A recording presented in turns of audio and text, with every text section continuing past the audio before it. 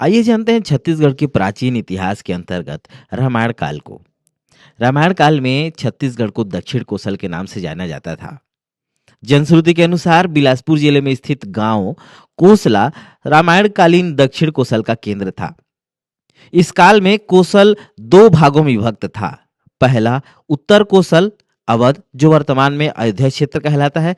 दूसरा दक्षिण कोसल छत्तीसगढ़ परिक्षेत्र को कहा जाता था।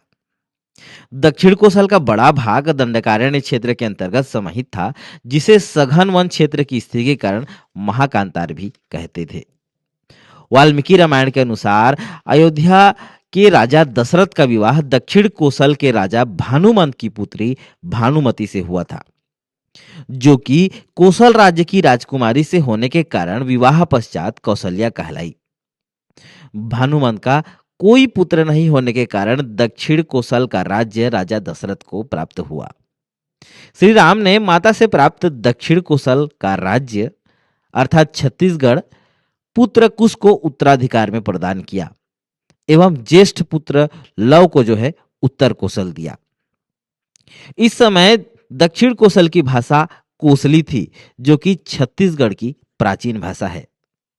जनश्रुति के अनुसार भगवान राम ने वनवास काल का सर्वाधिक समय यहीं अर्थात दक्षिण कोसल में व्यतीत किया, जिनके साक्ष्य के आधार पर छत्तीसगढ़ सरकार ने राम वनगमन पथ के तहत उन स्थलों का विकास कर रही है जहां भगवान राम ने समय व्यतीत किया था।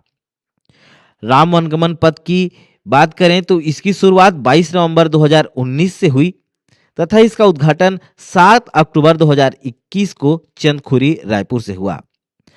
राम वनगमन पथ के अंतर्गत 75 स्थलों का चयन किया गया है, जिसमें प्रथम चरण में 10 स्थलों का विकास किया जाएगा तथा दूसरे चरण में 42 स्थलों को चिन्हांकित किया गया है।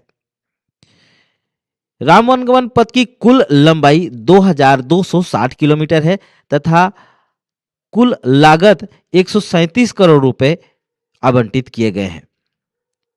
राम वनगमन पथ के लिए डॉक्टर हेमू यदू की छत्तीसगढ़ पर्यटन में राम वनगमन पथ को तथा मन्नूलाल यदू की दंडकारण्य रामायण को आधार माना गया है।